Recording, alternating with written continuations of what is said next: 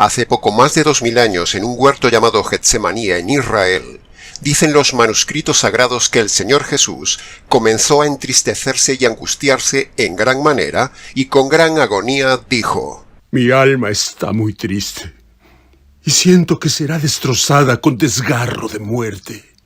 Entonces Jesús, postrando su rostro en tierra, orando intensamente en esa agonía, sudaba su frente como grandes gotas de sangre que corrían hasta la tierra, y entonces, clamando al cielo, dijo: ¡Oh, Padre! ¡Padre mío!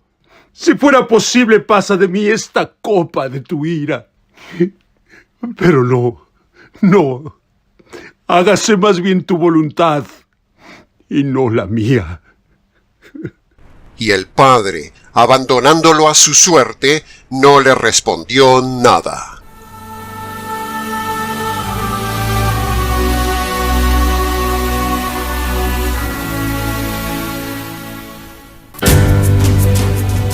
Muy buenos días, muy buenas tardes o quizás muy buenas noches, estimado oyente, según sea la hora y el lugar donde se encuentre escuchando este programa. Les habla nuevamente el pastor bautista Nikos Ricoy, director del programa Encuentros y del Ministerio Tinajas, llenando siempre a cada persona que nos escucha con el agua fresca y limpia de la palabra desde aquí, en España, para todo el triple continente hispanoamericano. Muy bienvenidos una vez más a todos y muchas gracias por venir al encuentro de hoy de nuestro programa Encuentros.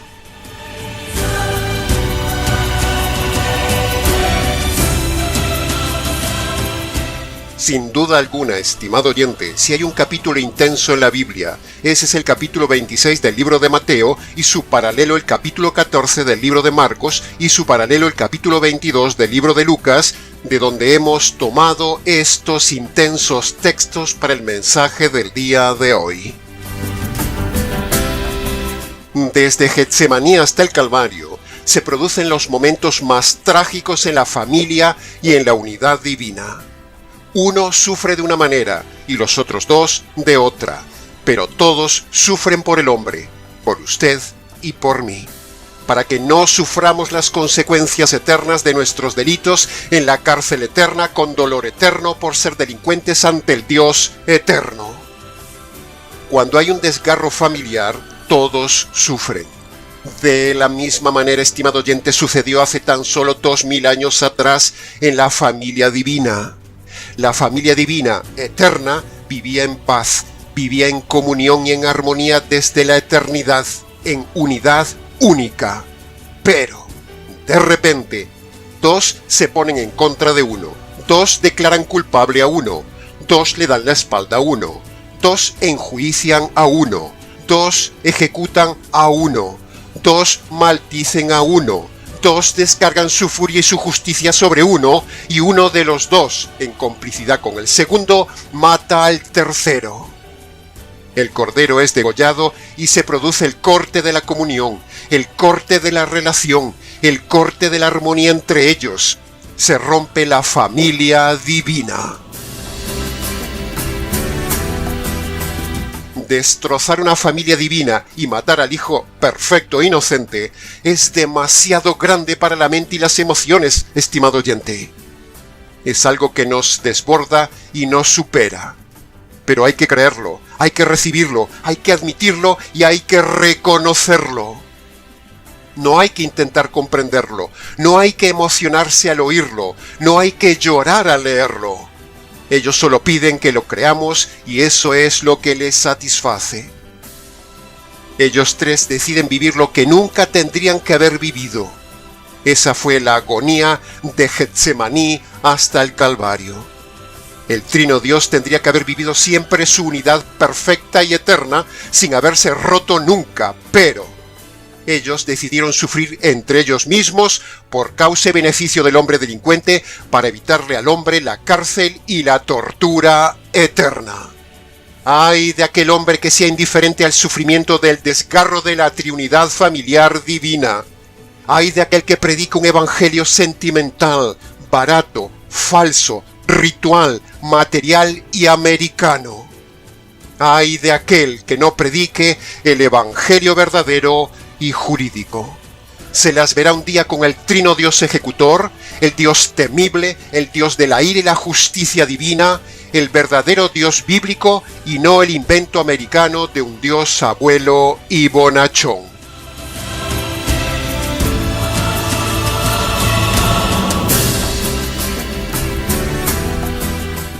Entrando en el análisis y comentario de la primera frase del texto que acabamos de escuchar, dice el texto que Jesús comenzó a entristecerse y angustiarse.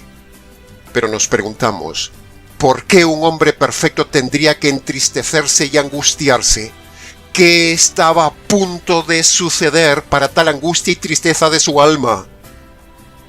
Pues, estimado oyente, en Getsemaní estaba a punto de empezar a fraguarse el Evangelio. Jesús comenzó en Getsemaní a entristecerse y angustiarse porque empezaba a experimentar la soledad y la angustia de saber que pronto, muy pronto en el Calvario, recibiría el rechazo de su familia divina para recibir la justicia divina por los pecados suyos y míos que sí merecen la justicia divina. Pecados como estos. Preste atención, estimado oyente.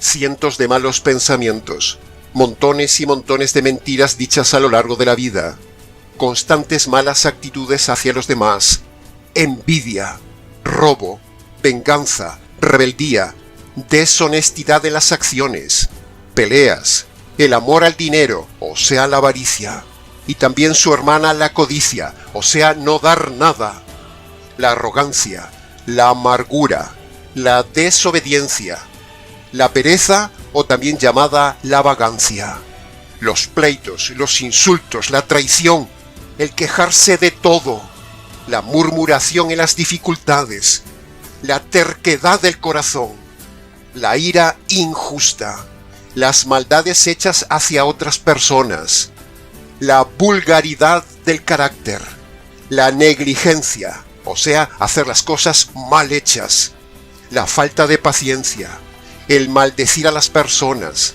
el burlarse de los demás, las palabras sucias, la autocompasión, la manipulación de los demás, el maltrato a los demás, el machismo de los hombres y el feminismo de las mujeres, la prepotencia sobre otros, la borrachera, los celos, el desprecio hacia otros, el enojo o mal genio injusto, la desconfianza, el rencor, o sea, la falta de perdón, el peligro de la imprudencia, la frivolidad de la vida, la tacañería, la calumnia, la ambición desmedida y un largo etcétera. Por todos estos pecados y más que luego veremos, su alma comenzó a entristecerse y angustiarse porque le venía encima la justicia que merece toda esta injusticia. O la justicia le cae a usted, o le cae a él, pero la justicia divina debe ser satisfecha. Alguien tiene que pagar por estas injusticias que hemos hecho a lo largo de la vida.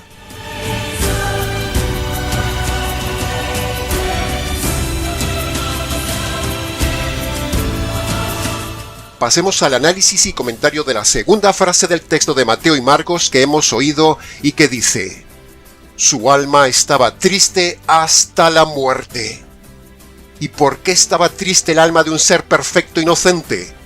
¿Por qué el autor de la vida tenía una tristeza que rozaba la muerte? ¿Por qué?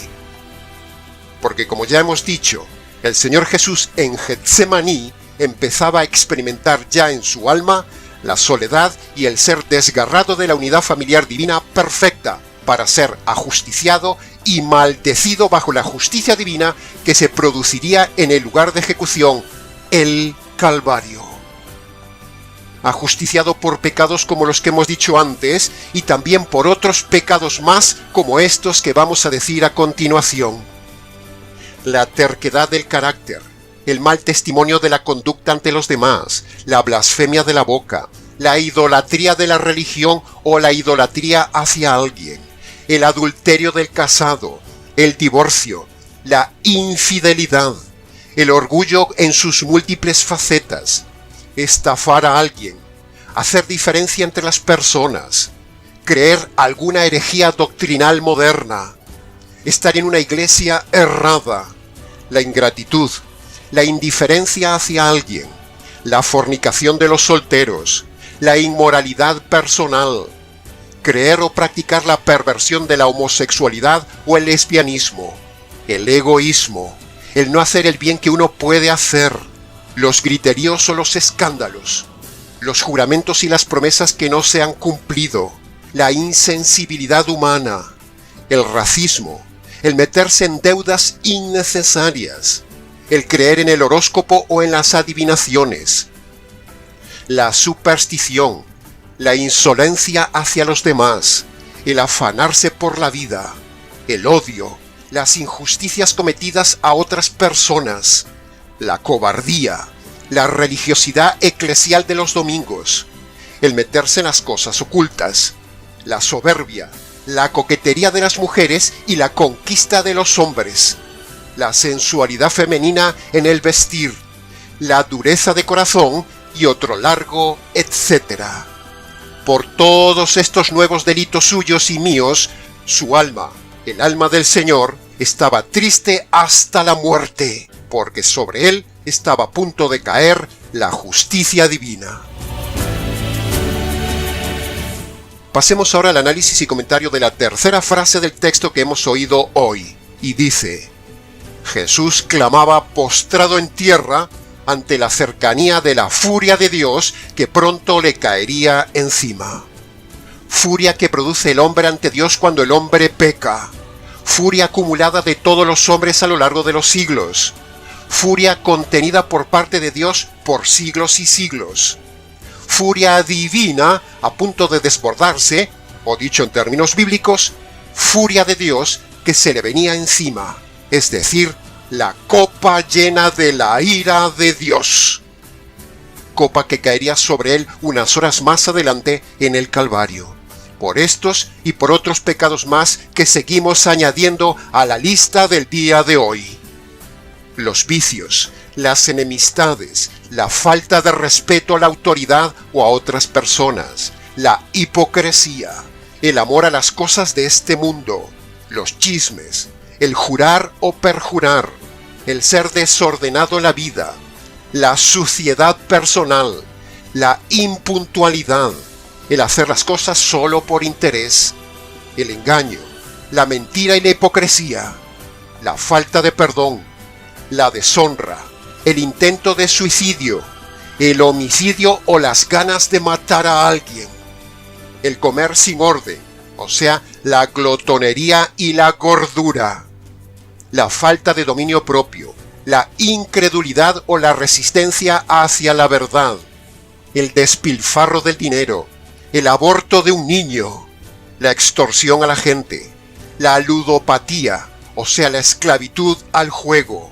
las compras innecesarias, la vanidad en la personalidad, la ansiedad, el pesimismo, la depresión, el ser parcial con la gente, el hacer cosas contra la conciencia, el no amar, el no ayudar, estropear el cuerpo, fumar, beber, drogarse, tatuarse, la anorexia y la bulimia, hacerse operaciones estéticas innecesarias, la insensatez, o sea, hacer las cosas sin pensar, el vivir para subir el estrato social, el temor, la desobediencia y la deshonra a los padres, entre un largo etcétera. Toda esta lista de delitos y más que hemos dicho hoy, y mucho más aún que se podría añadir a estas listas dichas para que usted, a modo de ejemplo, pueda despertar su conciencia, es una muestra de los pecados que usted ha cometido a lo largo de su vida y lo hacen culpable ante Dios el juez. Todo lo descrito es pecado, estimado oyente, y usted lo ha cometido, lo ha pensado o lo ha deseado en algún momento de su vida, y eso lo hace culpable, lo hace delincuente y lo condena ante la justicia de Dios. Por todos estos pecados y muchos más, merece venir la ira de Dios y la justicia divina sobre cada hombre. Pero, hubo un hombre perfecto, que nunca pecó y se interpuso voluntariamente entre el hombre delincuente y Dios el juez justo. Y ese hombre, El Señor Jesús, angustiada su alma en Getsemaní, sabía que recibiría la copa de la ira y la justicia divina para que no caiga sobre usted y usted no tenga que vivir una angustia interminable en su alma y de dolor físico eterno y separación de Dios por siglos y siglos y siglos en la condenación perpetua.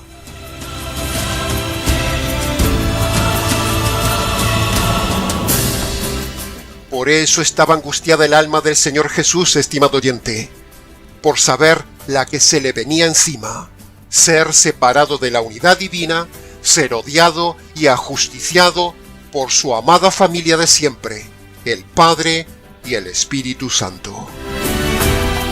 ¿Quién aborrece al que ama? ¿Y quién mata a un hijo que ama? Por un delincuente. Eso demuestra que Dios no ama al hombre, sino que lo aborrece. Si Dios aborreció a su Hijo, es porque ese es el mismo sentir que siente hacia el hombre, porque Jesús sustituye al hombre.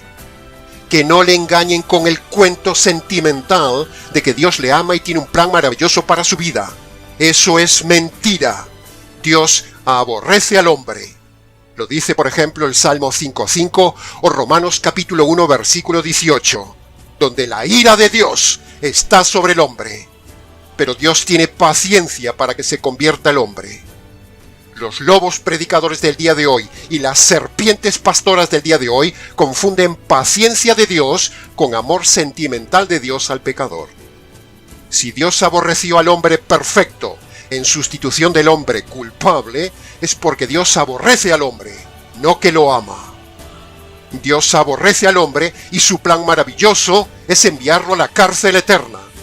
Pero en su paciencia espera al hombre para que el hombre vea el verdadero evangelio, reconozca que el hombre es aborrecible ante Dios y entonces por medio del evangelio el hombre se salve. Si el Hijo, dice el texto, que estaba angustiado en gran manera, por supuesto, por inferencia, el Padre y el Espíritu Santo, los ejecutores, también estaban angustiados en gran manera, y sin embargo, no les tembló el pulso para matarlo. ¡Ay, estimada audiencia! Cuando uno trata de acercarse a Getsemaní, estremece. Cuando uno comprende lo que sucede detrás de la cruz, uno tiembla y se estremece. El caso de Abraham e Isaac es la ilustración más vívida de lo que sucedería un día en Getsemaní y en la cruz. El padre Abraham mataría al hijo amado inocente Isaac. Abraham tipificaba al Padre Dios e Isaac tipificaba al Hijo de Dios.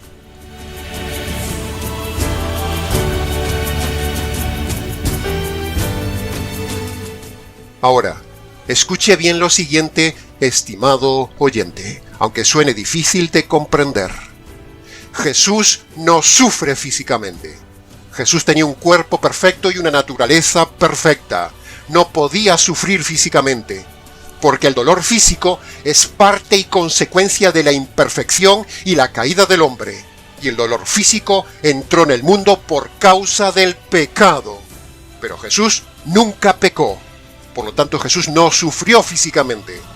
El dolor físico no era su problema.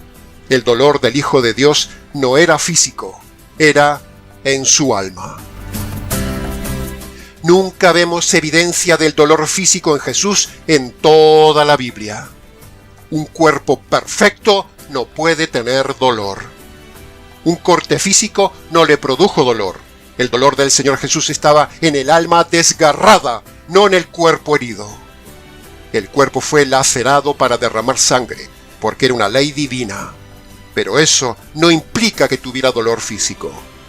Las sectas lacrimógenas y sus pastores sensacionalistas y también la falsa Iglesia Católica Romana ha engañado a miles de personas centrándose en el dolor físico del Hijo que nunca existió, en lugar de centrarse en la angustia de su alma, como lo vemos aquí en Getsemaní. Incluso si Jesús hubiera sufrido físicamente, fíjese en lo que le digo, incluso hubo miles de mártires que sufrieron más que Jesús, e incluso los dos malhechores del Calvario habrían sufrido más que Jesús. porque le quebraron las piernas estando vivos, cosa que no hicieron con Jesús. Ningún texto bíblico jamás habla del dolor físico de Jesús, ni en la profecía de Isaías 53, ni en la profecía del Salmo 22, ni en los 4 relatos de los 4 evangelistas. No hay nada que hable del dolor físico de Jesús, ni de la centralidad del dolor físico de Jesús, y eso es precisamente donde las sectas, como la Iglesia Católica y otras, se centran. En los sufrimientos físicos de Jesús, sin darse cuenta que Jesús no sufrió en lo físico, sino en su alma desgarrada por ser abandonado, declarado maldito, expulsado de la unidad familiar divina y ajusticiado como un delincuente, escuchando palabras como lo infiere Gálatas capítulo 3, versículo 13, de parte de su Padre: «¡Apártate de mí, maldito!».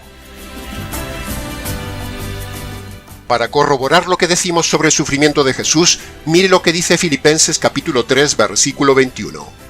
El cuerpo de Jesús fue desde el inicio siempre un cuerpo glorioso y perfecto. Por lo tanto, inferencialmente hablando, Jesús no pudo haber sufrido físicamente, así como tampoco Jesús no tenía otras imperfecciones humanas en su cuerpo. Por lo tanto, eso refuerza nuestra tesis teológica de que Jesús no sufrió físicamente, porque el dolor es una consecuencia de la caída, del pecado y de la naturaleza humana estropeada. Pero Jesús no tenía ni pecado, ni imperfección, ni caída, ni naturaleza estropeada. Entonces surgirán los defensores de que Jesús tenía hambre, estaba cansado y tenía sed. Pero una cosa son las necesidades inherentes al cuerpo perfecto, como por ejemplo Adán y Eva, que antes de la caída también comían, bebían y dormían. Pero otra cosa son las debilidades del cuerpo por causa de la caída. Jesús no tenía debilidades humanas, así que centrarse en el cuerpo y en los sufrimientos del cuerpo de Jesús es claramente un desconocimiento de la epistemología del tema.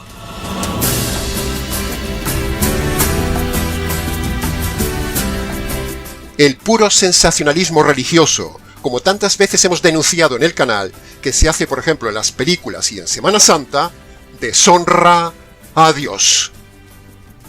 Esa es por ejemplo la idea falsa de la película falsa del falso Mel Gibson, La Pasión de Cristo. Yo le llamaría más bien a esa película la falsa Pasión de Cristo, porque esa película es totalmente falsa, donde todo está tendenciosamente centrado en el sufrimiento físico de Jesús y en dar publicidad a la Iglesia Católica Mariana. Es una película falsa, religiosa y errada de clara tendencia católico-romana como su director, incluso tristísimamente recomendada por muchos pastores ignorantes, han puesto en sus iglesias esa película antibíblica. Que conste en acta nuestra denuncia hacia el catolicismo sensacionalista romano y hacia esas películas erradas de Semana Santa y a todos esos pastores sensacionalistas centrados en las emociones y en el sufrimiento físico de Jesús, que muestran el aspecto incorrecto de la pasión de Jesús y no centradas en el desgarro de su alma. Su pasión fue en su alma, estimado oyente, no en su cuerpo. Ya hemos dicho que no se habla nada del sufrimiento físico de Jesús en las Escrituras, ni hay un solo versículo referente al sufrimiento físico de Jesús entre Getsemaní y el Calvario, ni una sola mención al dolor físico de él. ¿Se había dado cuenta de esto, estimado oyente? Sin embargo, ¡ay! ¡Cuánta cantidad de falsa doctrina religiosa, sensacionalista y errada procedente de la religión, que se centra solo en lo físico del Señor Jesús, tanto en las iglesias evangélico-cristianas como en las iglesias católico-romanas. El centro del sufrimiento del Hijo de Dios estaba en su alma, estimado oyente. Lo dice Isaías capítulo 53, versículo 11, la profecía de la cruz, la aflicción de su alma. Y lo dice también el Salmo 22, versículo 20. Libra mi alma de la espada. Eso fue lo que atravesó el alma de Jesús y lo desgarró. La espada de la justicia divina. Los dos textos proféticos más descriptivos de Getsemaní y el Calvario. Los dos lugares donde se fraguó el Evangelio.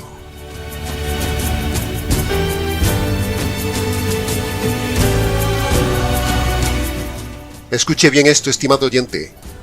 En Getsemaní está la parte familiar y en el Calvario está la parte judicial.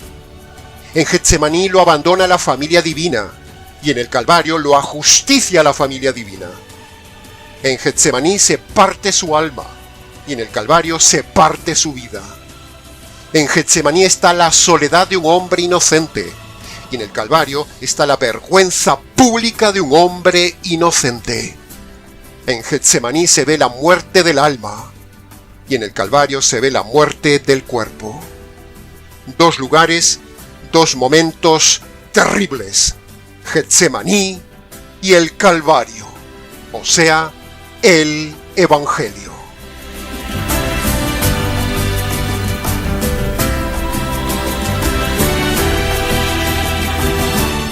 El sufrimiento más grande que el Señor Jesús vivió fue en su alma desgarrada.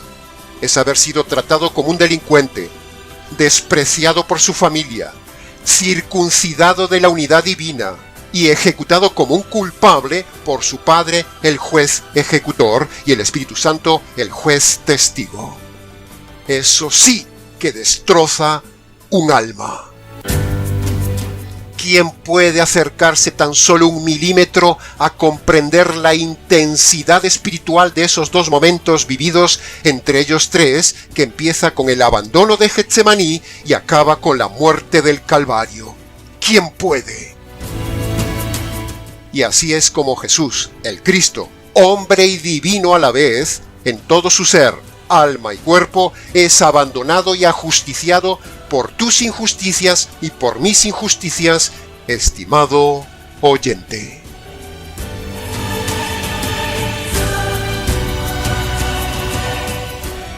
Y llegando ya al final del mensaje, en resumen, hemos mostrado: primero, la causa de la muerte de Jesús, la justicia divina sobre el Hijo. Segundo, 3 listas de pecados por las cuales tenía que recibir Jesús la justicia divina. En tercer lugar, hemos derribado el sensacionalismo religioso, evangélico y católico. Y en cuarto lugar, sobre todo, hemos hecho énfasis y demostrado que el sufrimiento físico de Jesús no es ni por asomo el centro del Evangelio, sino que el centro es el dolor de su alma divina. El breve tiempo de separación que hubo desde Getsemaní hasta el Calvario equivale para ellos tres como una eternidad de separación, porque ellos tres son de dimensiones eternas. Por lo tanto, todo lo que ellos hacen y todo lo que ellos tocan tiene una dimensión eterna. Así que todo ser humano que se apropie de lo sucedido entre Getsemaní y el Calvario, o sea, se apropie de esa eternidad vivida entre ellos, entonces ya no le caerá a él la justicia divina en la eternidad. Maravillosa noticia, maravilloso Evangelio.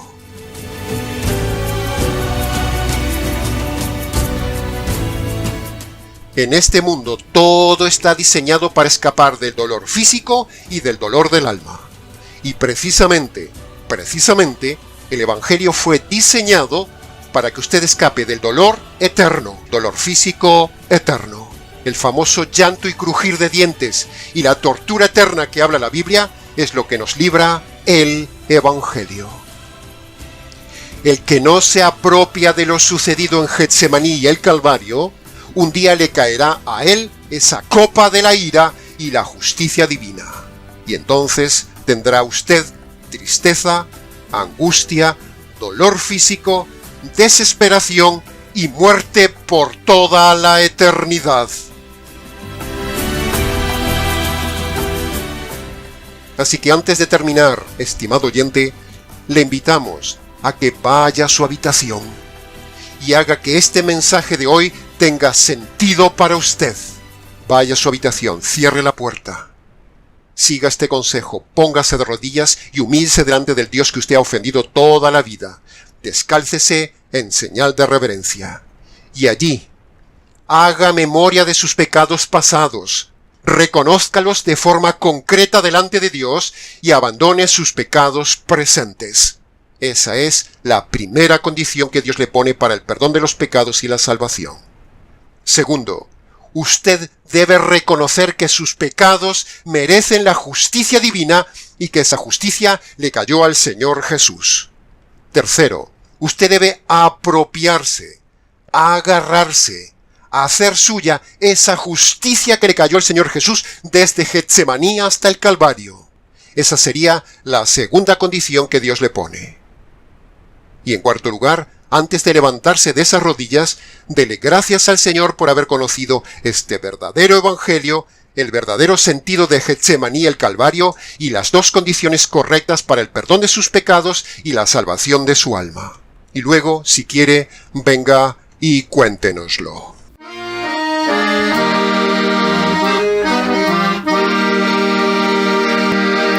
Pecador y delincuente toda la vida fui, vagaba sin rumbo directo a condenación, vagaba sin rumbo directo a condenación. Ofendí a un juez justo con mi proceder, ignoraba la justicia y el justo juicio de Dios, ignoraba la justicia y el justo juicio de Dios. Ahora reconozco mis delitos ante ti, mi Señor, y me apropio de la justicia satisfecha en la cruz, y me apropio de la justicia satisfecha en la cruz. La providencia divina a tu vida llegó, arrepiéntete y cree en el evangelio de Él, en su justicia satisfecha en la cruz de Jesús. Santa paz, el acta de mis decretos no está. Justificado ya fui, salvo soy, justificado ya fui, salvo soy, salvo soy.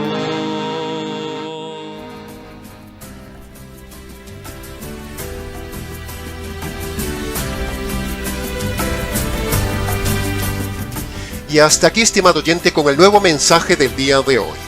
Mucho más se podría haber dicho del tema, pero con lo dicho es suficiente. Para preguntas, comentarios y demás, si quiere, escríbanos. nicos@gmx.es. Les ha compartido la verdad, solo la verdad y nada más que la intensidad de esta verdad, este expositor bíblico, Nikos Ricoy.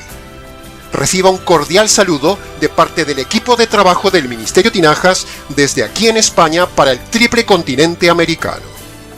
Será entonces, con el gusto de siempre, hasta nuestro próximo programa Encuentros.